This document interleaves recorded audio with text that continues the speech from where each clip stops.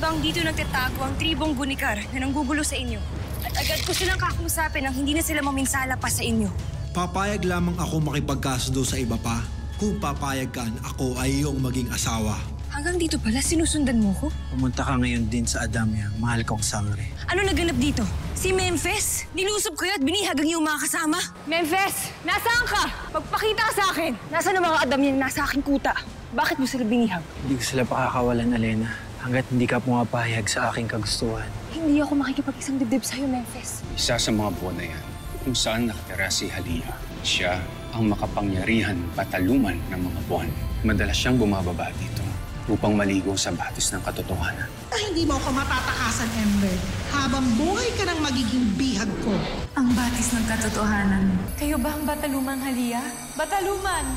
Huwag ka munang umalis! Kailangan namin ni Emre ng tulong para sa gipi ng Devas. Hindi mo talaga makakausap ang Bataluman dahil siya ay kilalang mailap at umiiwas sa ibang nilalang. SFD. Sabihin na lang natin na isa akong nilalang na kilalang kilala siya. Ibig kong mabatid ang lahat ng nalalaman mo ukol kay Halia. Sabi na nga ba nandito ka, Perena? Kasama mo si Deshna? Ibig namin pasukin ang palasyo. May tulong ba ako? Nais kong magpapayag ka sa kanila nang sa ganun ay malansi mo ang mga kawal. Nahuli na ng mga kawal na nagtangkang pumasok dito sa Eteria. Si Perena? Kundi mahal na Hara, si Hitano. Ngunit ngayon ay bihag na siya ng ating mga kawal. Anong ginagawa mo dito? Namamasyal lamang ako rito. Pakawalan siya ngayon din. Ginamit ako ng iyong kapalit at Deshna upang makapasok ng palihim sa Eteria. Mabuti lang at pinakawalan ako nila Abria. Ngunit si Perena at si Deshna, hindi ko alam kung anong kailangan nila sa palasyo. May ibig na kawin si Hara Perena sa Eteria. Yan ang ginintuang orasan. Hindi dapat ito ginagawa ni Perena. Ilalagay niya lamang sa alanganin ng pinag-usapang pansamantalang kapayapaan dito sa Encantadia. Hindi maaaring galitin ni Perena sa Abria hanggat hindi nagtatagumpay sina Emre at Cassiopeia sa kanilang misyon. Narito nang hinahanap natin, Deshna. May nanloob na naman sa akin si Led! Nasaan ang gininto ang orasan? Magtungo kayo sa akin si Led ngayon din! Ang ginintuang orasan, tila may nagnakaw na. Walang ibang nagnakaw nun kung di ang may kapangyarihan din upang labanan ang inyong pananggalang. Ang mga diwata, tiyak sila ang may kagagawa nito. Ipaubayan niyo na sa akin ang mga bagay na ito. Maiwan ka muna dito. Saan ka paparoon? Kay Abria, kailangan makuha ko sa kanya ang gininto ang orasan, ano man ang mangyari. Ang gininto ang orasan, ibigay mo ito sa akin ngayon din kung hindi mo ibig na muli tayong magkasakitan. Wala na ito sa aking taguan. Ninakaw na. Sinungaling! Nagsasabi ako ng totoo. Hara, ako nang humihingi ng kapatawaran para sa aking kapatid. May tamang panahon para pag-usapan natin ang kanyang ginawa. Ngunit sa ngayon, ilayo mo sa akin si Perena bago pa ako makaisip ng hindi maganda na gawin sa kanya. Hindi mo dapat ginagawa ang mga bagay na ito, Perena. Hindi dapat ginagalit si Abria dahil inilalagay mo na naman sa bingit ng digmaan ng Encantadia. Pagkat hanggang ngayon na hindi ko pa rin matanggap na wala na ang aking anak at si Lira. At lalong hindi ko matanggap na nakikipagmabutihan pa kayo sa Hara na nag-utos na sila ay paslangin. Hindi ko lamang mapigilan ang aking galit sa isang pasyayang ayaw akong tigilan. Isang tabi mo muna ang iyong ngit-ngit kanina naman. Ang mahalaga ngayon ay sundan mo si Hara Danaya. Gagawin ko ang lahat upang makuha ang aking nais. Kung wala sa mga diwata ang kininto ang orasan, sino kung gano'n ang may hawak nito? Marami akong magagawa at makukuha dahil sa iyo. Malapit na akong muling matahari. Dahil sa iyo.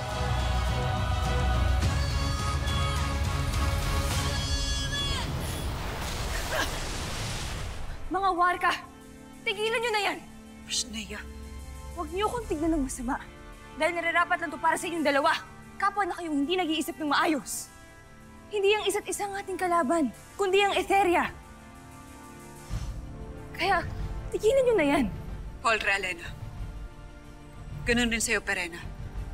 Polre, kung... Huwag kang humingi ng tawad, Danaya. Gawin mo kung anong nais mo bilang Hara para sa iyong nasasakupan. Ngunit huwag niyo akong pipigilan sa anumang nais ko bilang ina na nagnanais makapiling muli ang kanyang anak.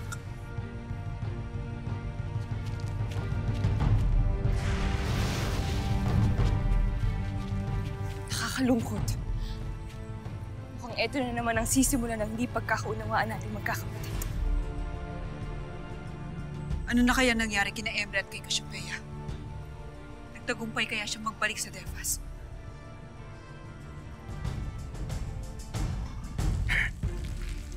Hindi ka na binalikan pa ni Cassiopeia. Tila, pinabayaan ka na ng iyong alagad. Nasaan kaya ang iyong Haraduri?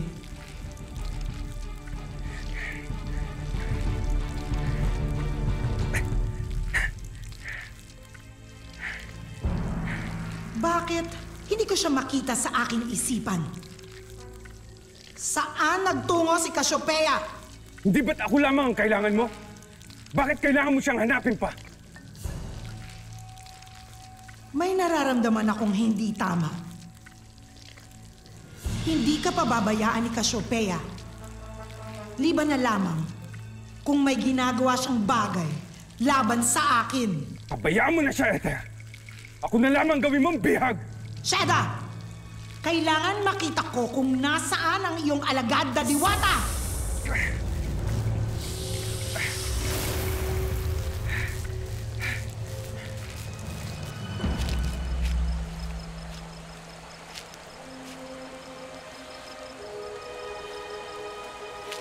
Narito na ang hinihingi mong pagkain.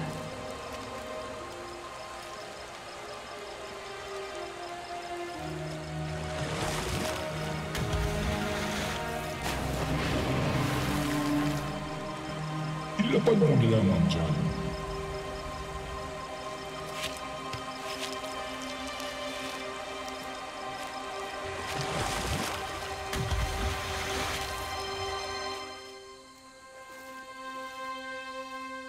Ngayon, maaari mo bang sabihin sa akin kung ano pa ang ibang nalalaman mo hinggil sa Batalumang Halia? Marami akong alam sa kanya. Dahil gabi-gabi ko siyang pinagmamasdan. Lalo't gabi-gabi rin. Kapag tirik na ang kambal na buwan sa kalangitan, ay bumababa ang Bataluman para maligo rito. Paliligo na paminsan-minsan ay nagagambala sa tuwing may darating na nilalang. Na walang kamalay-malay na nasa banal na batis lamang ang marikit na Bataluman. Lalo't napakailap ni Halia, kaya hindi siya nagpapakita sa sinuman. Sa wari ko lang, isa siyang mahiyaing Bataluman na masaya at kontento na sa kanyang pag-iisa. Batid ko na ang tungkol sa mga sinabi mo. Lalo't nasaksihan ko na kung gaano ka siya kailap. Kaya ang nais kong malaman ay kung paano ko siya makakausap. Mabibigo ka, Diwata. Hindi siya nakikipag-usap kahit kanino. Kaya nga sa buwan niya piniling maniraan, hindi ba? Hindi maaaring hindi siya makipag-usap. Lalo't kailangan namin ang tulong niya. Buwaya, magsabi ka pa. Anong paraan ang maaari kong kayang gawin upang makausap ko ang mailap na Bataluman? Mahilig siya sa pulot. Pulot? Oo. Sa pulot nga. Dahil minsan ay may isang inkantado na dumayo rito sa batis. Bit-bit niya ang nakuhang pulot. Nabatid kong napansin rin ng Bataluman. Kaya nang tumalikod ang inkantado, ay ninakaw ni Halia ang kanyang dalang pulot.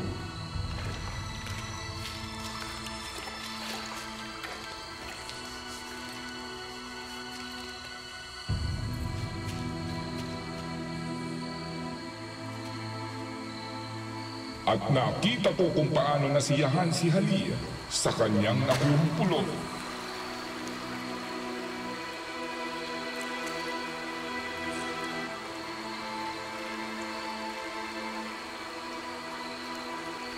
Sarap na inubos niya yon hanggang sa makatulog siya sa sobrang kabusugan.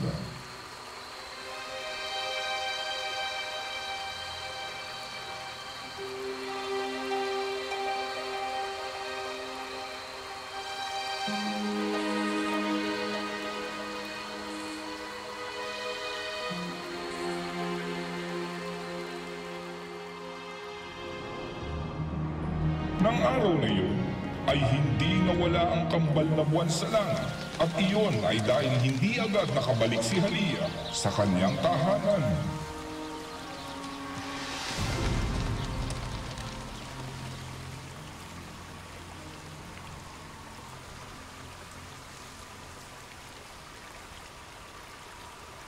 Kaya gano'n na lang ang gulat ng Bataluman nang magising siya at umaga na pala.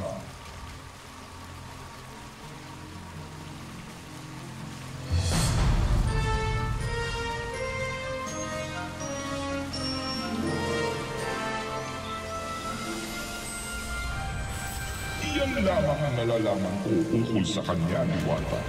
Ang Ang maganda at marikit na bataluman pala ay tunay na masiba sa pulong. Nafisala, Eshma. Sa iyong mga isinalaysay, buwaya. Malaking tulong ito upang magawa kong mahuli at makausap ang mailap na bataluman.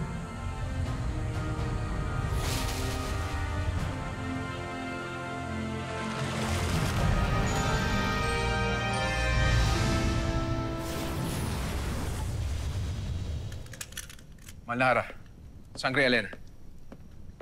Pinaghihintay na kalatas galing Eteria. Galing lang kami kanina doon. Anong laman ng liham? Nais ng hara ng Eteria na makaharap tayong tatlo sa isang pagpupulong. Nagaganapin bukas ng umaga. Patungkol daw ito sa kaguluhan na ganap sa kanilang kaharian. At duda ni Avria, may kinalaman daw dito mga diwata. Si Perena. Tiyak ako may kinalaman ito sa ginawa ng ating kapatid. Elena, bakit? Anong kinalaman dito ng hara ng Hatoria?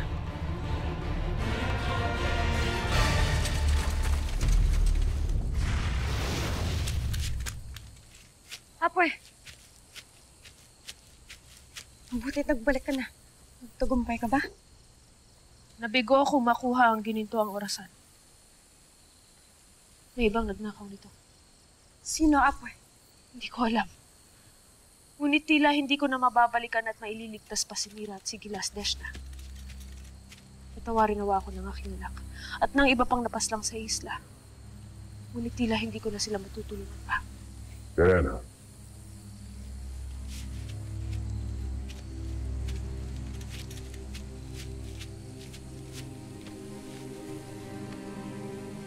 Ito pa ang hinahanap mo.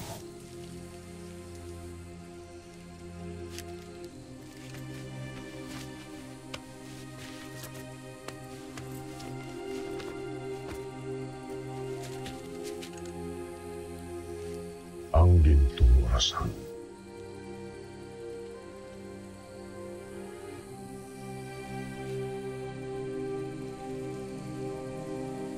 Kunin mo.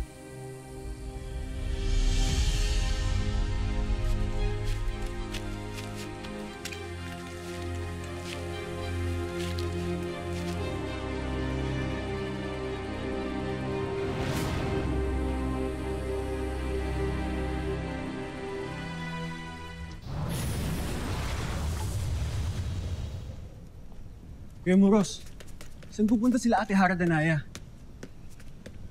Sa Eteria, upang makipagpulong kay Avria. Maiwan muna namin kayo.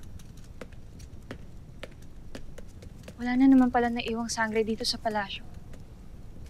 Huwag mong alalahanin ang Lireo. May basbas at pananggalang ito.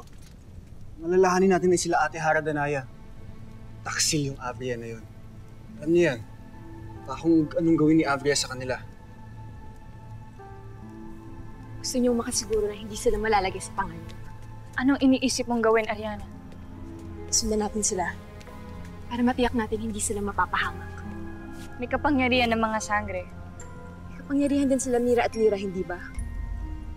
Tama si Ariana. Kunin na natin yung mga armas natin at sundan natin sila.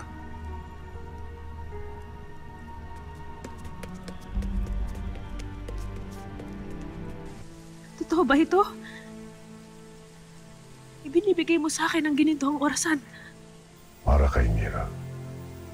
Para sa ating dugo. Salaesh, Mama.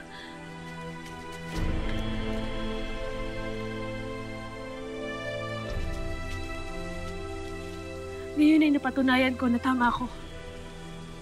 Na ikaw nga ay tunay na nagbago. Nararapat lamang na inilaban ko ang iyong buhay sa aking mga kapatid noon.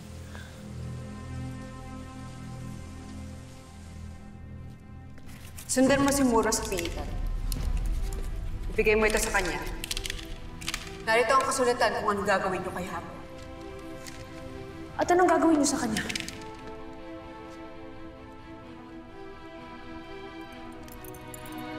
Si Hagoy na binigyan ng purusang kamatayan. At kami ni Muros ang nitasin ni Danaya upang magsagawa na. Danaya, nagmamakaawa ko. Huwag mong gawin iyon sa aking ama. Huwag mo siyang mapaslang. Malaki ang nagawa niyong pagkakasala sa Encantadia. Oo, napakarami. Ngunit kahit ang pinakamasamang nilalang ay magagawang magbago, lalo pat kung tutulungan natin siyang makabalik sa tamang landas. Isa pa, ama ko siya, Danaya. Kaya nakikiusap ako sa inyo ni Elena. Huwag niyo siyang ipapaslang. Sa halip ay ipakulong na lamang natin siya.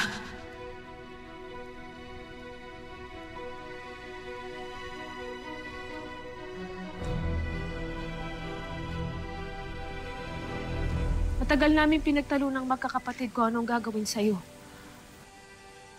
Ngunit nanaig pa rin sa kanila ang aking pakiusap. Kaya't sa halip na ikaw ay paslangin, ikinulong ka na lamang namin sa lihim na piitan. Nang sa ganon ay walang ibang makaalam na ikaw ay buhay pa.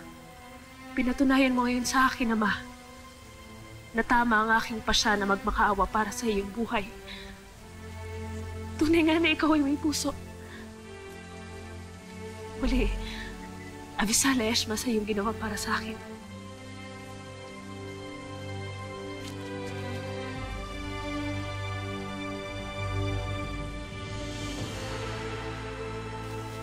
Dalhin mo na ang gintong orasan bago magbago ang isip ko. Muli, Avisala Eshma, Ma.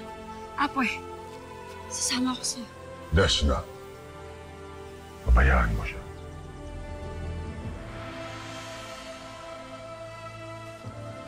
Huwag ka mag-alala, aking apoy. Ibabalik ko si Gilas. Mag-iingat ka, apoy. Avisala Eshma.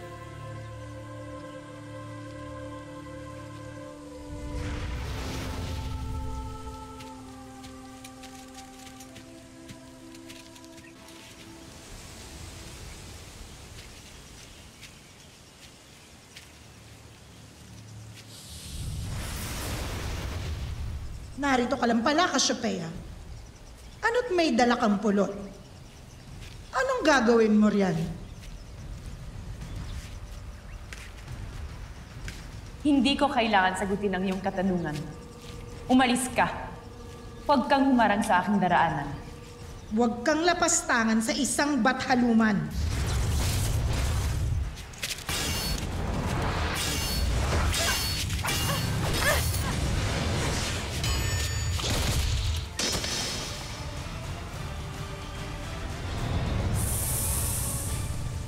Ama.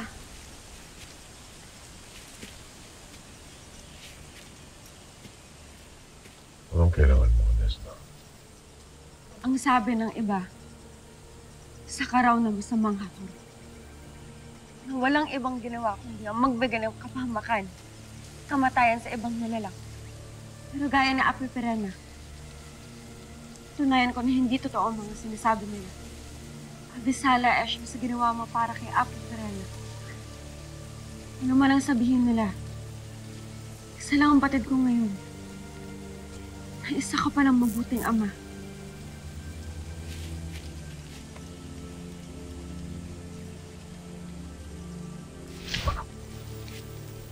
Iwan mo na kami.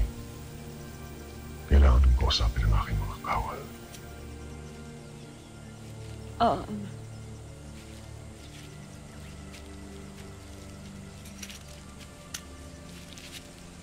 Maging kami rin ay natuwa sa inyong ginawa kay Hara Perena, Panginoon. Hindi ko yung ginawa para kay Perena, kundi para rin sa akin. Sapagkat gagamitin ko siya upang pag-awayin sila. Ano ibig niyo sabihin? Maghanda kayo. Sapagkat bago matapos ang araw na ito, ay may sasabog muli na isang digmaan sa Encantadia.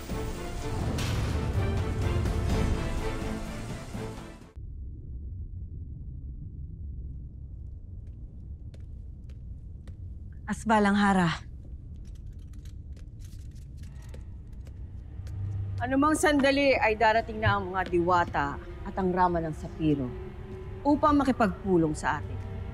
At anuman ang mangyayari ay nais ko kayong maging handa. Hindi lamang upang ako'y ipagtanggol, kundi para tiyakin na rin na walang sino man sa kanila ang makakalabas rito ng buhay kung sakaling hindi maging maganda ang kalabasan ng aming pag-uusap.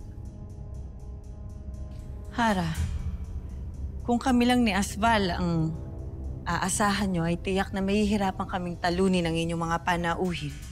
Magtatalaga ako ng mga kawal na palihim na magtatago sa paligid. Deyande! Kung wala kayong magagawa, wala ring magagawa ang inyong mga kawal! Ngunit huwag kayo mag-alala. Nagtalaga na ako ng tutulong sa atin laban sa mga diwata. At sino sila, mahal na Hara?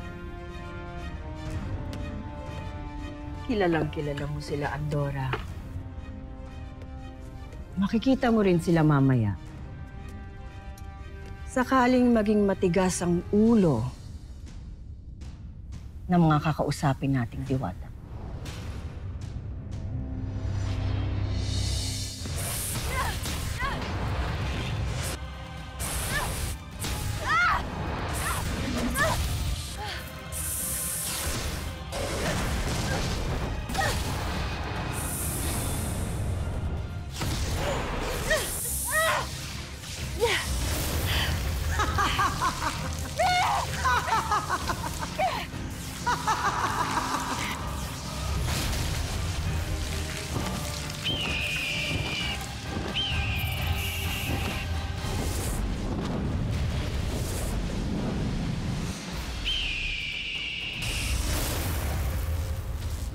Lumalakas na ang kapangyarihan ni Cassiopeia.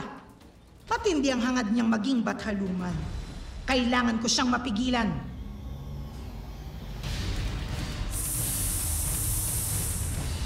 Natanggap ko na ang liham na pinadala mo sa iyong kawal.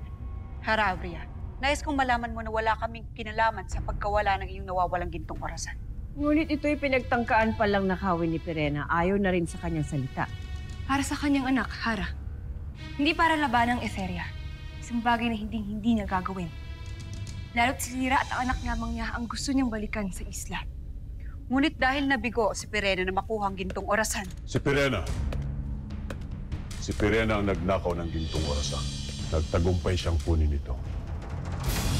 Anong kasinungalingan na naman ang sinasabi mo, Hagod? Hindi ako nagsisinungaling. Si Pirena na ngayon na may hawak ng gininto ang orasan, bakit hindi mo silipin Abria gamit ang iyong kapangyarihan? Ipakita sa akin kung nasaan si Pirena ngayon din.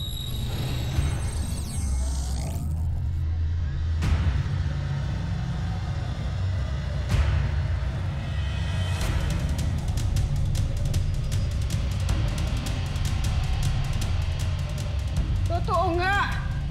Hawak ng iyong kapatid ang aking ginintuang orasan.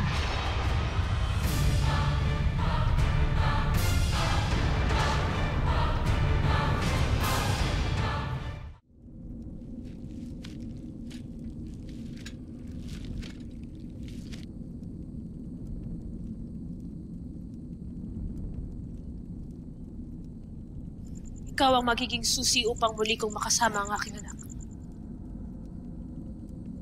Nasa iyo ang kaligtasan ni Mira at ni Lyra. Kaya isinasamo ko ang iyong kapangyarihan ginito ang orasan. Dalhin mo ako sa nakaraan. Sa panahong pasugod pa lamang sinasbal sa isla ni Cassiopeia.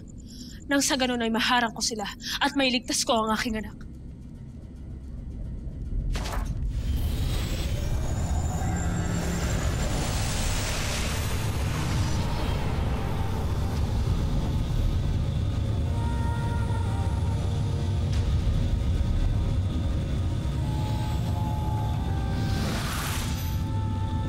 Sangre Mira, di na malalim yata ang iniisip mo. Naalala ko lamang ni Rey yung umiyak at ang aking ina. Sa tingin mo ba'y magagalit si Mutak nang pumuslit ako at pumusita kahit sandali lamang sa ating kaharian? Mira.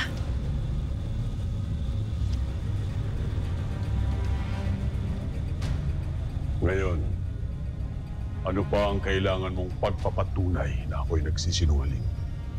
Na si Pirena na ngayon ang may hawak ng ginintuang orasan. Nais niyang balikan ang nakaraan upang sagipin ang kanyang anak. Andorra, sundan mo si Pirena at gawin ang lahat upang maibalik sa akin ang ginintuang orasan. Ngayon din, Hara.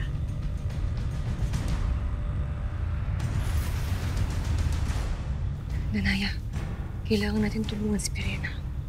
Ngunit mahigit na malaki tayong suliranin kesa sa kanya.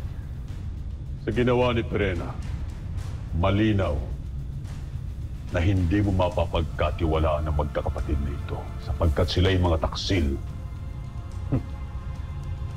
Sapagkat hindi sila magdadalawang isip na saksakin ka sa kahit anumang pagkakataon na, Priya. Tanak, Krishna!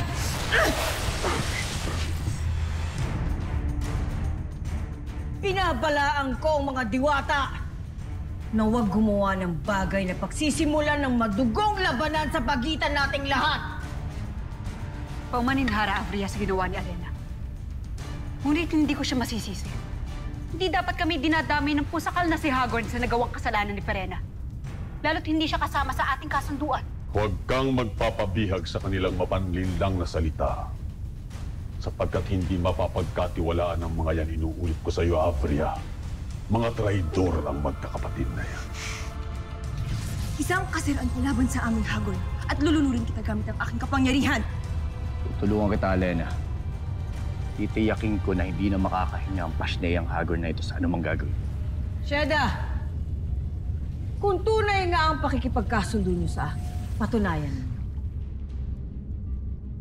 Hindi ko pakikinggan ang salita ni Hagorn laban sa inyo.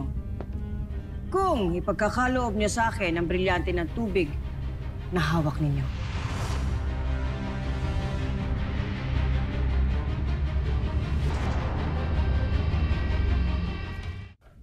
Hara, Avria. Madedehado kami kung ibibigay pa namin sa iyo ang brilyante ng tubig. Lalo't ito na lamang at ang brilyante ni Perena ang nasa aming pangangalaga. Nakita mo na, Avria. Wala silang tiwala sa iyo kaya't hindi nila ibibigay ang brilyante kahit kailan. At nakatitiyak ako na habang nakikipagmabutihan sila ngayon sa iyo ng pakunwari, ay may iba silang ginagawang paraan laban sa atin. Sheda! Tumigil ka na, Hagorn. Huwag ka nagsasalta na wala kang ebidensya. Ang brilyante ng tubig lamang ang hinihingi kong patunay na hindi totoo ang binibintang sa inyo ni Hagorn. Kung kaya't akin na, ibigay niyo ito sa akin. Ikinalulungkot ko. Ngunit hindi ko ibibigay sa iyo ang aking brilyante. Ang ginintoang orasan ko ay ninakaw ng inyong kapatid. Ngunit pinipili kong huwag magalit sa inyo. At ngayon, ayaw niyong ipagkaloob ang aking hinihiling.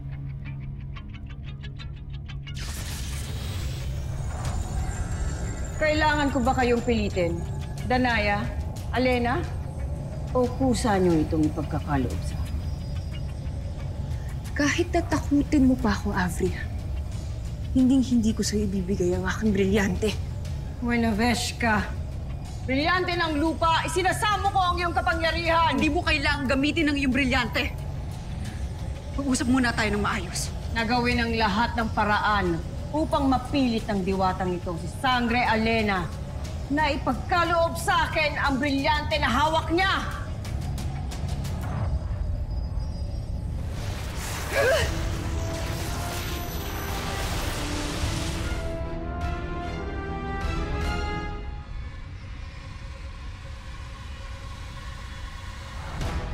Ano at natupok ang brilyante ng lupa? Hindi natutupok ang brilyante dahil sa taglay nitong kapangyarihan at pananggalang. Kung natunaw ang brilyante, nangangahulugan lamang na hindi ito totoo. Sa makatuwid, ang ibinigay nila sa iyong brilyante, Avria, ay huwad. Mga kawal!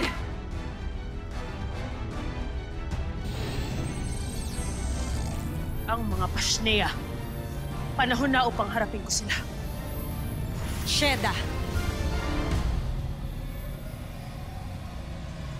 Hindi na pala kita kailangan pang paslangin sa larangan. Kung ngayon ay maaari kitang parusahan.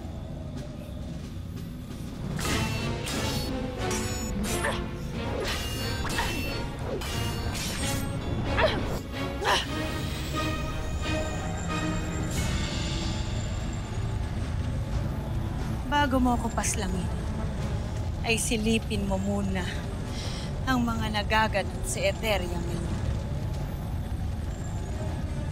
Gininto ang orasan. Sa ngalan ng aking hara, ipakita mo sa kanya ang mga mga nagaganap sa mga kapatid ni Hara Pirena. Ashlea!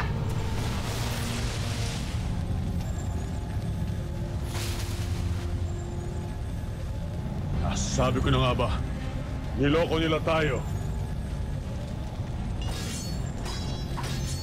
Hindi talaga sila maaaring pagkatiwalaan. Ngunit huwag kayong matakot. Narito pa sila, hindi sila nakakatawa.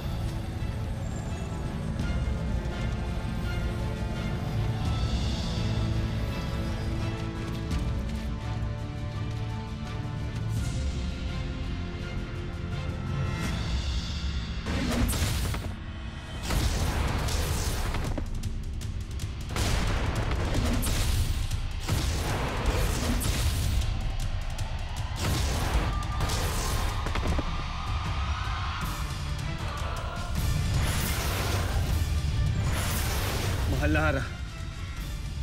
Huwag kayo matakot. Maganda. Matatalino mga diwata. Subalit mas matalino ako.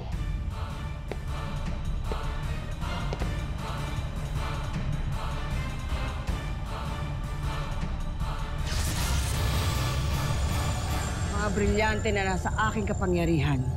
Sugpuin ang mga diwata at ang sapiryan!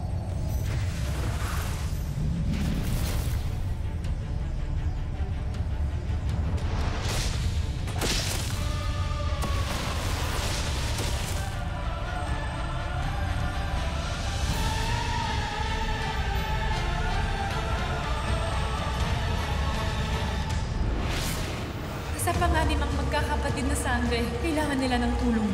Ngunit kung aalis ako, paano kung biglang dumating ang batalumang Halia? Hindi na sila makakawala pa sa parusa ng aking Hara. Mamamatay na ang iyong mga kapatid, kaya mamili ka. Babalik ka pa ba sa nakaraan upang sagipin ang iyong anak? Kahit na alam mo na ngayon, ay mamamatay na sa anumang sandali ang iyong mga kapatid. Ashlea!